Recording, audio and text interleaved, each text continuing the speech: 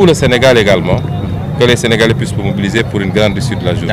Aujourd'hui, Monsieur le Premier ministre, nous connaissons vos relations avec cette jeunesse sénégalaise. Alors, à travers cette initiative, quel est l'appel que vous comptez lancer généralement donc, à cette belle jeunesse?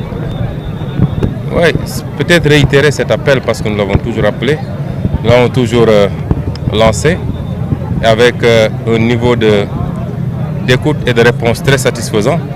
Nous en remercions encore toute cette jeunesse.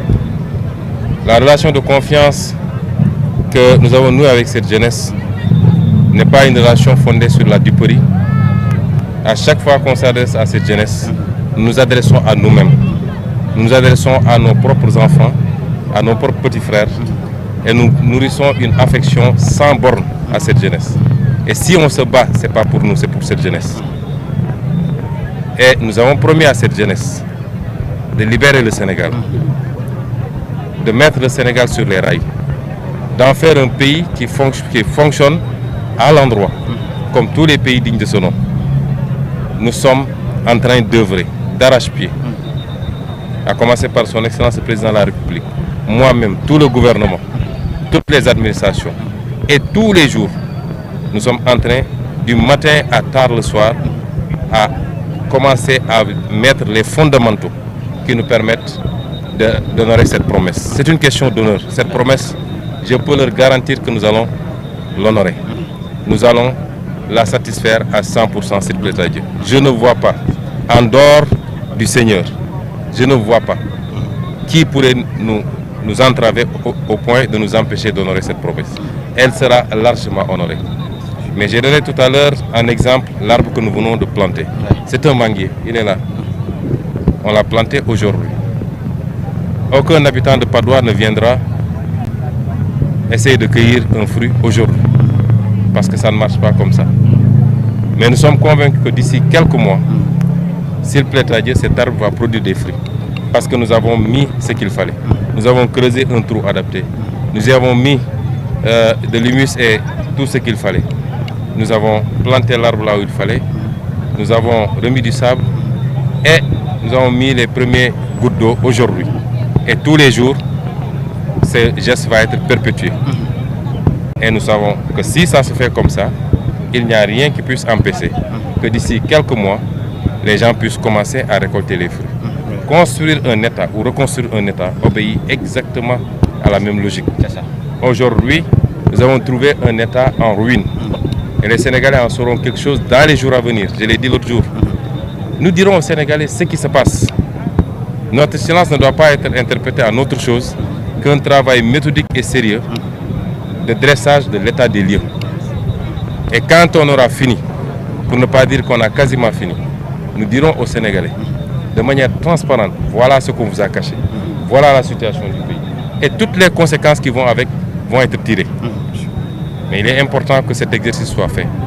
Et au même moment où on faisait cet exercice, nous avons fait démarré un travail très profond de rattrapage sur un certain nombre de choses qui, s'ils n'avaient pas été corrigées, auraient pu nous conduire tout droit vers la catastrophe. Et tout ça sera expliqué aux Sénégalais le mois venu, c'est-à-dire très bientôt.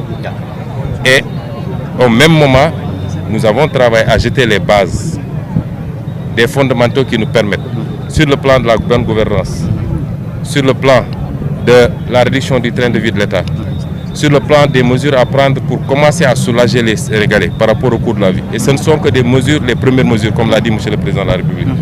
Ainsi de suite. Et sur le plan des projections, l'opérationnalisation du programme, qui fera l'objet d'une présentation globale dans les toutes prochaines semaines aux Sénégalais et à nos partenaires partout dans le monde. Je peux les rassurer qu'aujourd'hui, le Sénégal attise tous les intérêts, toutes les convoitises. Du matin au soir, nous accueillons des investisseurs crédibles, nationaux comme internationaux, des partenaires bilatéraux comme multilatéraux. Nous sommes en train juste de réinitialiser le logiciel qui n'était pas bon, de mettre les fondations pour pouvoir mettre des briques et avoir un bâtiment qui aille le plus loin possible en hauteur, mais qui soit le plus solide possible. Et ça, nous le ferons avec cette jeunesse. Mais en attendant, nous continuons à appeler cette jeunesse à faire bloc autour de ceux à qui ils ont fait confiance, de ne pas prêter attention à la diversion. Je crois que tous ceux qui ont tendance à parler ont déjà prouvé ce qu'ils étaient capables de faire ou ce qu'ils étaient incapables de faire. L'histoire est encore là, très fraîche. Et je pense que ce n'est pas la peine de perdre beaucoup de temps à essayer de répondre à ces gens-là. Parce qu'ils veulent simplement détourner cette jeunesse des objectifs que nous nous sommes mutuellement fixés.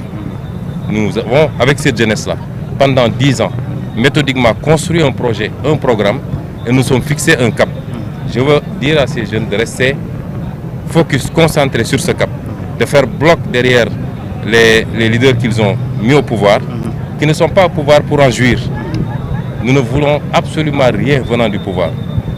Nous ne nous enrichirons jamais et nous ne tolérerons aucun acte d'enrichissement personnel dans cette gouvernance. Nous sommes là pour servir ce peuple qui le mérite. Nous avons un très grand peuple, respecté par le monde entier. Le président de la République a tendance à m'expliquer, à chaque fois qu'il se déplace dans des sommets où il y a énormément d'autorités étatiques qui se retrouvent. Mais il fait l'attraction. Tout le monde veut parler au président du Sénégal, féliciter le peuple sénégalais de sa grandeur, de ce qu'il a pu réaliser. Et tout le monde s'intéresse aujourd'hui au Sénégal. Et ça, si on en est là, c'est pas le mérite des hommes politiques, c'est le mérite du peuple sénégalais. Et ce peuple mérite aujourd'hui que les hommes politiques que nous sommes se sacrifient enfin pour lui servir ce qu'il attend depuis longtemps, c'est-à-dire une gouvernance assainie, une gouvernance vertueuse, mais une gouvernance axée exclusivement sur les intérêts des Sénégalais. Que tout ce qui nous appartient, nous puissions en jouir le maximum.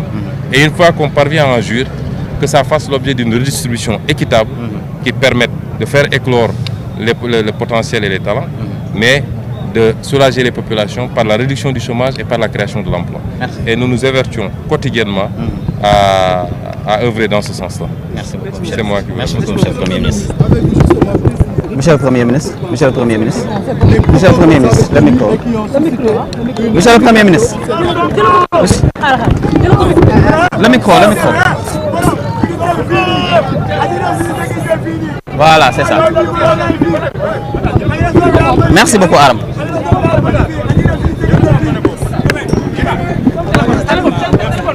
Chef. Chef.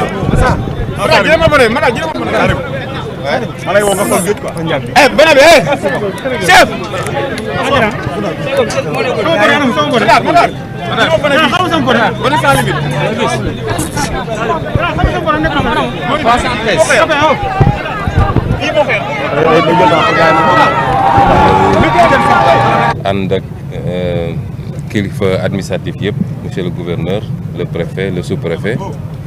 ñu ñëw it fekk fi monsieur le maire de la commune de Patte d'Oie mu dalal ñu ak les services techniques AGEROUTE ak ñi ci des plus maintenant ay partenaires